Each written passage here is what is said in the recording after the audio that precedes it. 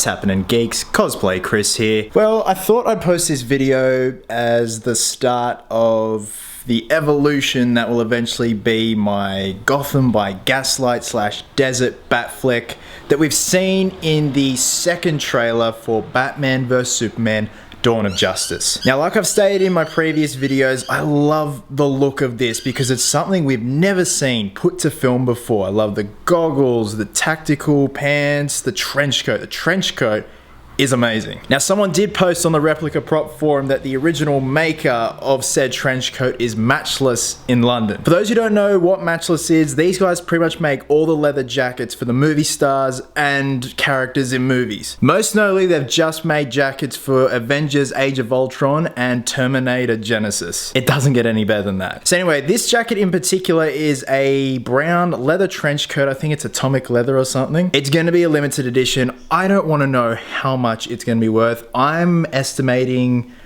at least 4,000 Australian dollars. I'm not fucking spending that much on a piece of leather. So what do? You compromise. Now, I have looked on eBay. There have been trench coats you can buy that are custom made for you, but again, it's quite expensive. It's going to be, you know, better half of 400 Australian dollars, and I just can't justify spending that right now on a leather jacket. So what do? You go to the thrift stores. And I'm happy to say I've found something that suits my needs for what I want with this cosplay. It's not perfect, but it's pretty damn close. So let's take a look. Okay, so here is the trench coat. Now, it's all genuine leather. I found it at a vintage shop here in Newtown. For those who aren't familiar with Newtown, Newtown is like hippie central. It's like Los Angeles in a street. It's amazing.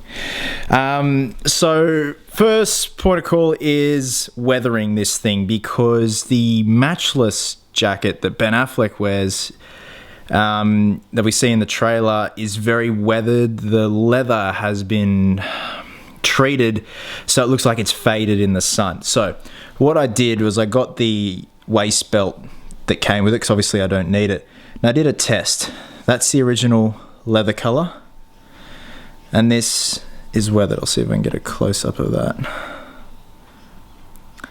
So all that is white spray paint that you just mist over it. Get a paper towel and wipe it. Keep wiping it until it dries. It'll dry within a matter of seconds, and it leaves almost a dry brush effect. So I'm pretty happy with that. I thought I'd just do it on this. Obviously, I don't need it in case I ruin this whole damn thing. But now that I'm happy with that, I've got a method down pat. Let's apply that to the rest of the jacket. Okay, so here is the first side of the coat, all weathered. You have to excuse me, it's getting very, very windy out here. So here's the method that I came up with. I did say in the previous shot that I was just going to use this and wipe the excess off, but as you can see here, this thing, as Alfred says, is going to war, so it needs to look really battered and just look like shit. So what I did was spritz little bits of this Rust-Oleum primer, which is white, over it. You then get a paper towel, wipe the excess off because it's still drying. It's pretty much 70% dry, but just wipe off the excess as hard as you can. Then grab yourself some sandpaper and start sanding away as hard as you can to really rough up that leather. Give you a better view of the comparison. So I'm really happy how it's turning out so far. I'm just going to leave the satin as is on the inside, because you're not going to see it once the suit's on and whatnot. Alright, let's weather the rest of this up. Alright guys, so here is the fully weathered Desert Gotham by Gaslight Batfleck coat, and while I'm also here, a weathered scarf. Now let's see if I can just get this lighting's fiddling around a bit. This is a nice close-up in natural light of the weathering procedure that I mentioned earlier. Now here's the scarf. Now, judging from what I'm seeing on the photo, there's severe color correction going on there, and just ignore Those are just my birds. They get excited when it gets windy outside. From what I've seen in the photo we see, close-up photo we see of Batfleck with the goggles and the trench coat and the scarf, it looks as though it's a sort of brownish color, the scarf. I could be wrong, it could be green, but there's severe color correction going on, so I just winged it and got some brown material.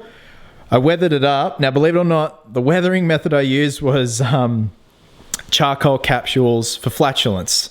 If you fart too much, you take some charcoal capsules, stop your farting. So I cracked the capsules open, sprinkled it all over it, and just rubbed it into the fabric, and it weathers up nice and proper. So more of a close-up. I'm still blown away about finding this jacket. Now, if I just step back, this is mounted on my life-size Freddy mannequin. As you can see, there's a sweater. There's Fred over there chilling, admiring my handiwork. Now, as you can see, the coat isn't as long as the screen-used one, and that's a sacrifice I'm willing to make because everything else is pretty much spot on. The screen-used coat does have a shoulder flap coming down here with a button, but that's just getting into the nitty-gritty part, guys. So that's pretty much it in terms of the coat and the scarf.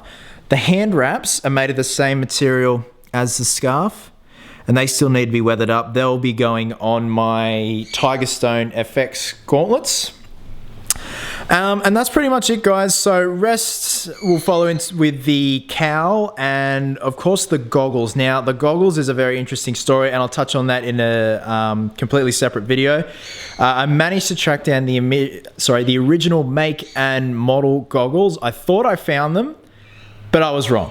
And I will explain that in my next update with this project. So thanks very much for watching, guys. If you have any questions or queries about this or my weathering procedure or anything you weren't unsure of, please drop a comment below and let me know your thoughts. As always, thanks very much for watching, guys. And until next time, geeks, always remember, cosplayers do it best.